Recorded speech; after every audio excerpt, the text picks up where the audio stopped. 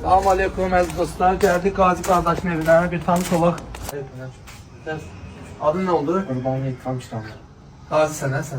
Harda döyüşmüsən? Cəbara qubaq, sən Allah canını sağ eləsin. Neçə yaşamısın? Sürümə gedir, 22 qıda kaplan var. Vay.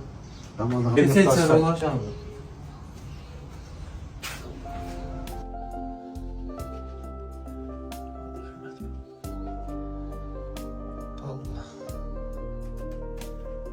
Körpə təzədir. Çaylıqdır. Allah qorusun, Allah saxlasın. Adı nədir? Qaqa, nə işlə məşğulsan, nə edirsən? İşləmə qabiliyyətim yoxdur. 80 manat verdilər, onda kontakomiya tutdu. Keçən ayı Qeydin var. kontakomiya var əmizdə qeyd. Onda tutdu. Belə gəlir 20 yox. Forma sənindir. Anladım məndə. Helal olsun. Qaqa, Allah səni kömək olsun, Allah səni qorusun. Nə vaxt ailə qurmuşsan?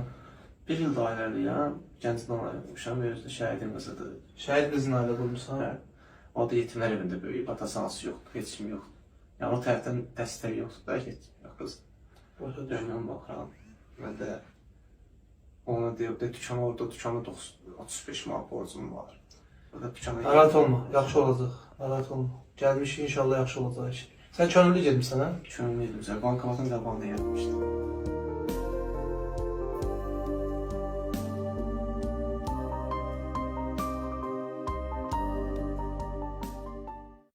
Elə bir ki, elə advat beyin gedir, deyib, buna deyirəm, siz kimsiz qovuram, çörə tərsinə sıxaram içəri, yəni geyib gəlmək var.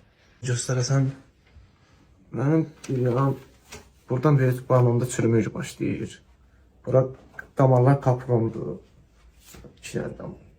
Yəni barmaq işləmir, bu içərli hissiyat yoxdur, doğru kəs hissiyatı yoxdur. Uşaq təzə olub. Əli boş. Gəlin getdi.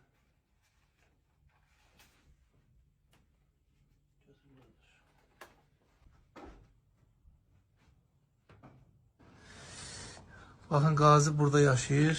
Nə qədər kirayə versən qaqa? 200 manat. Bura 200 manat versin. Sıranı 200 manatdan geçmiş.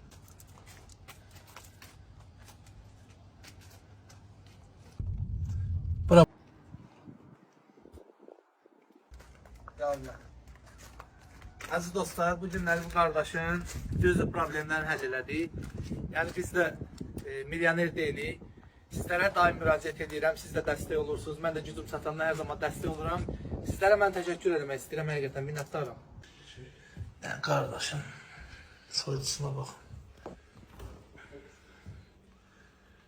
Zəifçilikdir, bu da zəifçilikdir.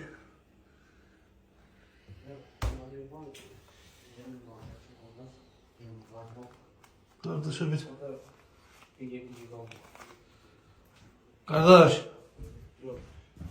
Qaqa bir 50 manatı götür. Ərzaq pulu. Ərzaq alarsın. Allah qəbzə görür. Sağ ol qardaş. Qaqa Allah səni körpəmi saxlasın. Sağ ol. Mən də bura tez bazar gəldim. Ərzaq almağa vaxtım olmadı. Əsas odur şükür borcum bağlandı, ev kirayəm verildi. Allah şükür. Bir 50 manatdır, 100 manatdır özü ərzaq alarsan, sağ olun izinə. Yenə də mən sənə əlaqədəyəm. Nə lazım olsa qardaşıma zəng elə, problem yoxdur.